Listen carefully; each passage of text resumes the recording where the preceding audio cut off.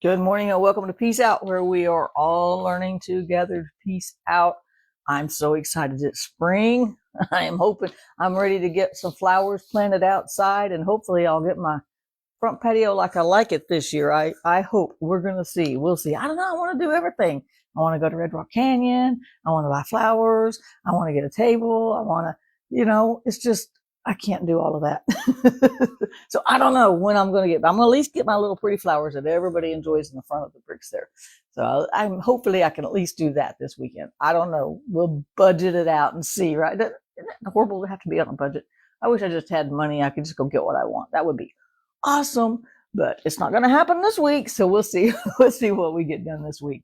But maybe I'll start doing some devotionals, some of the morning things outside. I don't know. We'll see. I got a lot of plans. You need to hang on. You need to sign up for the Dove's Fire email letter because that's where I put everything now. So if you want to know what's going on, you're going to have to sign up for that newsletter because I put it all in there. It looks like I'm going to have to send it out every 2 weeks instead of every month. But anyway, so it's there's a lot going on, right? Anyway, and I got plans, and I think I got some answers this morning as I was praying. Isn't it amazing how when we just start really just praying, things just come to us? We have to say that God's telling us that or something, or he's leading us a certain way, because there's like several little things that are falling in line to start a podcast. I'm just not really ready, but I want to. But someone actually gifted me a podcast bundle with a mic, fancy mic. I haven't even hooked it up yet. And so I'm like, is this my sign from God? Okay, God, I'm listening. It's funny how he just puts things in our lives and we don't even know. So there's a lot of exciting things coming. This has been an exciting week for that matter too, but you're going to have to get the newsletter.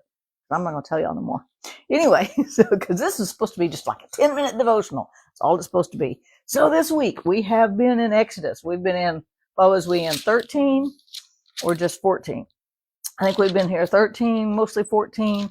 Now we're in 15. Yesterday they came to the Red Sea.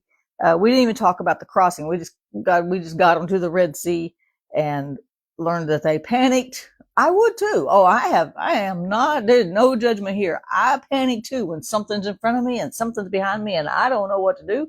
We panic. It's okay. But we don't have to panic. We just have to pray and not point the finger at people who didn't have anything to do with it, right?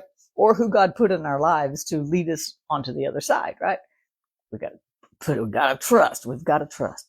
So now they had this big victory. When they come on the other side, they see Pharaoh's army all wiped out, and they're on the other side. And it's like, woohoo, we're good. We're good now. We're just good, right? And here they are on the other side, and then they had this big victory dance. Did you know? I started thinking about it, and I thought, I don't think they ever had experienced that. I don't know that they did any of their festivals while they were in slavery. They probably were not allowed to, right? Did they have some singing? Did they get together sometimes? But had they had a victory song, they had probably been through years of nothing to sing victoriously about. You ever had those seasons? Those are no fun at all, are they? They're tough. So they had this big victory dance. And they sang to the Lord. He triumphed gloriously. The horse and the rider is thrown into the sea. He brought us across on dry land, and he wiped out our enemy while we're standing right there on the side of the sea, right? And so they probably had not experienced that kind of victory. And can I say this? Emotionally, even the good stuff like that can wipe you out when you're going through stuff, right? Even the good stuff, having a good day can just wipe you out because your emotions can be all over the place. They had to have been all over the place. And so they come away from there. They travel. It says they went about on into the wilderness. They went 3 days and they found there was no water. They were probably not happy campers, right? So there's absolutely no water. And then they traveled just a little bit further and came to Mara. And Mara actually means bitter. It's actually where the name Mary comes from. And Mary can mean bitter, but it can also mean grace. So it means God gives. So there's some different meanings, but Mara means literally meant bitter. It says that's why it was called bitter. And I was like, that makes sense. We called it bitter because it is bitter, right? Call it what it is. And so they're here at Mara and they're like, it said, then this time they didn't pray.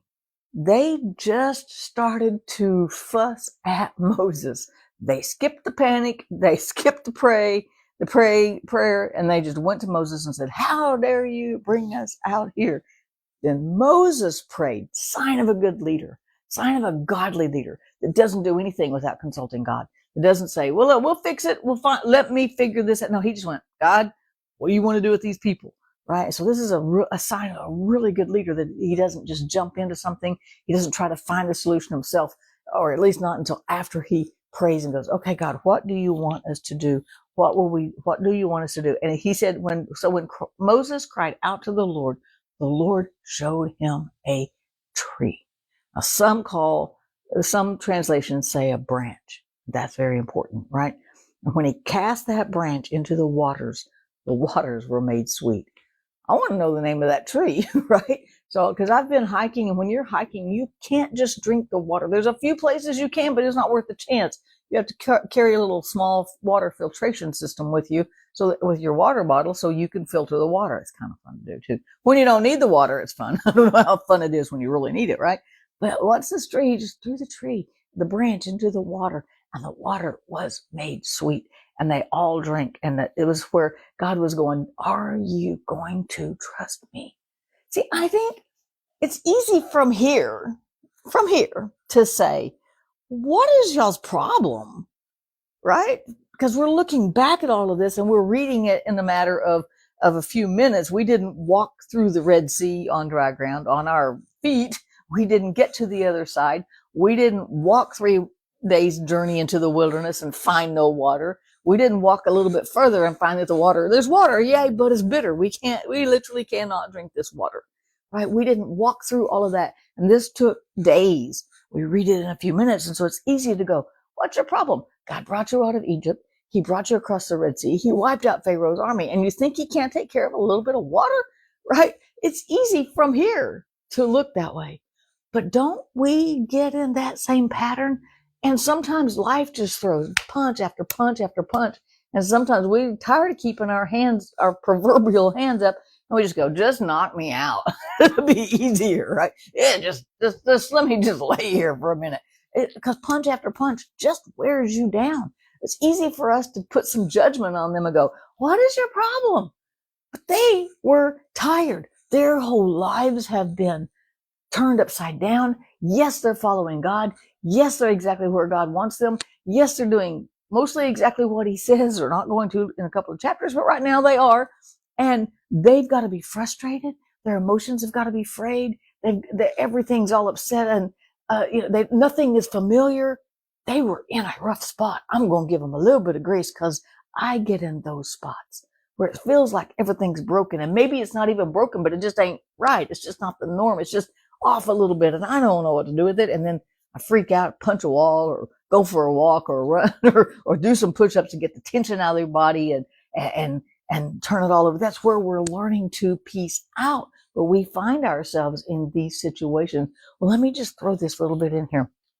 Because when Moses put the branch into the water and made the bitter water sweet and drinkable, isn't that symbolic? And we can even use the word prophetic here. It's a prophetic action here. I used that in my stuff yesterday in Nigeria, but it was an action. It was kind of a parable, kind of a picture, kind of an example of how we put the cross in our lives and make our bitter places sweet. Because here in Isaiah 11, listen to this. It says, there will come forth a rod from the stem of Jesse. A branch will grow out of his roots. And then listen to this. The Spirit of the Lord will rest upon him. The Spirit of wisdom and understanding. The Spirit of counsel and might. The Spirit of knowledge. The fear of the Lord. Describing Jesus as the branch. So when Moses put the branch in the water and made the bitter water sweet, it's a parable, almost a living parable of Jesus coming into the waters, the cross going to the cross, Jesus going to the cross. The cross comes into our lives and makes this bitter water sweet. What a better picture of peace out. When we put the cross in our lives, those things that are bitter become sweet. Those things that are difficult become easier.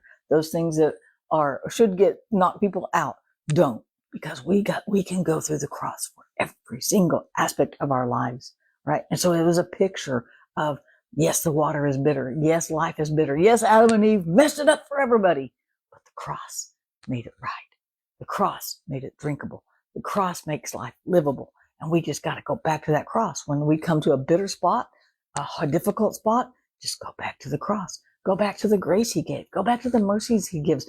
Refreshed, brand new for us again this morning. There's no refresh button. We don't have to set for the little spinny thing on the TV for while it refreshes, right? We're not waiting for it. It's already refreshed for us this morning. It was ready for us when we got out of bed. Mercies and grace for the day. We have peace for the day. We have what we need to make it this day go from bitter to better, from bitter to drinkable, usable. We put it in our bodies. And it doesn't even say that they were happy. It doesn't even say that they went, oh, look at that. but God did something big here. And he sustained them in that moment. You cannot live with water, and especially not in the wilderness. You gotta have fresh water. You've got to have pure water, clean water, or you're going to die, period. You can live without food, but you cannot live without water. And you can find food, but you can't always find water, right? And so God says, I've got you covered. And that's our message for today. No matter what happens today, no matter what's happened in the past, no matter what we come across today, tomorrow, next week, next month, next year, whatever, the cross will make life livable. It will sustain this life in this soul, and it will make the bitter sweet again, because we've got the grace to face anything, because we've got the cross in our lives. What a great picture of God, of the cross. What a great picture of how it transforms our lives. And even the bitter is sweet when we've got the cross floating in our waters, right? Have a great day, you guys. Peace out. Hope I said something that made sense. Have a good day. I'll see you again tomorrow.